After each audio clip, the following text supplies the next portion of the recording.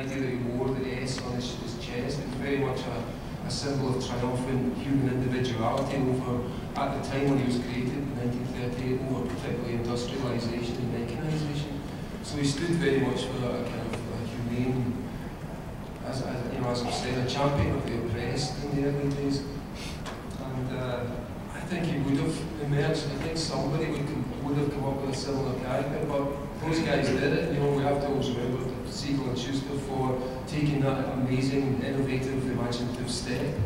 But you know, the superheroes have always been around in one form or another. It's just that it was embodied in a very particular way that I think is still resonant to us all today. Look how many people are dressed up here, and I think that's a very important aspect of it. It's a manifesting of an inner self in bright colours and in this beautiful flowing, almost like plumage. You know, it's a kind of image of our inner selves, which I think is quite beautiful. The flowing capes and the boots and the futuristic individuality of it all. I was gonna, you know, it's really intimidating to sit up here and analyze Superman or Batman with the kind of master of the DC universe. But I was thinking, you know, Superman was created before Superman existed. His name was Zeus, his name was Shiva, his name was all of these characters that have existed in these mythologies that come from all these wisdom traditions for thousands of years.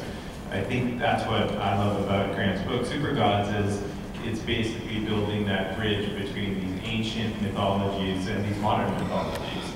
And, you know, that's, I dragged my dad, and he's got very strong opinions as he has with everything. But I dragged him to the latest X-Men movie a couple of weeks ago. And he was like, yeah, you're right, actually. Like, all of these characters, you know, he has some very big technical issues with Magneto's powers and stuff like that. but I should talk about it. But I think he also got it, like these characters, and he's definitely the expert when it comes to Buddha's superpowers and Jesus' superpowers, but started to see how in those heroes and heroines, a lot of the same qualities exist in the ones that Grant's writing about. I think everybody needs to hear your X-Men analysis now. If you, and you'll have to bear with me for just 2 minutes so I can explain. We're 36 years. So there's the physical world, right, which is what we can experience through our senses. Then there is the world of energy, and today we know that energy and physical matter are the same thing. Every school child learns E is equal to mc squared. And then, of course, there's the world of information, where you can take any energy field and you can give it a certain frequency, and then, you know, you watch TV, or right now people can see us online, perhaps, and energy and information are the same. But then there's another world, and that's the world of possibility. That's the world of potentiality.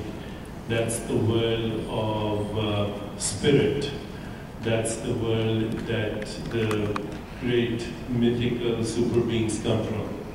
Now we're learning about this world in science today. At this level of potential, or spirit if you will, there's a phenomenon called non-local correlation, which means everything is connected to everything instantly, faster than the speed of light. And this connection does not use energy and information.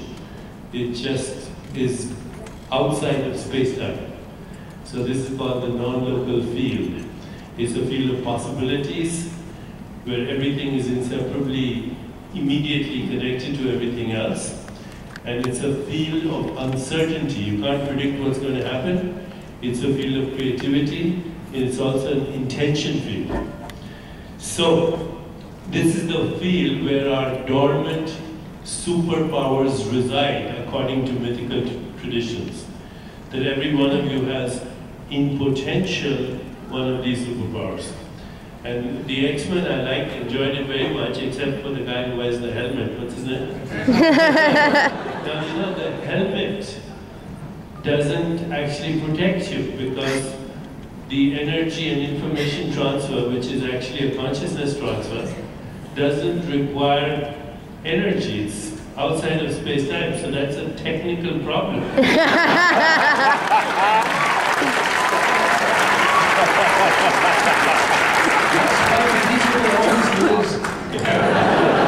So there were a few things like that, which if they consulted the right scientist, they won't tell me. We all have these parts. In a non-local communication, everyone has it as potential.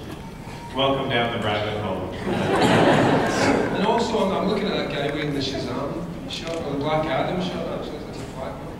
And that lightning bolt is a representative of exactly what Deepak's talking about. And in all the wisdom traditions of the past, particularly in Kabbalah, you'll find that lightning bolt zapping down through the tree of life in exactly the same manner from right to left. And that's what it represents.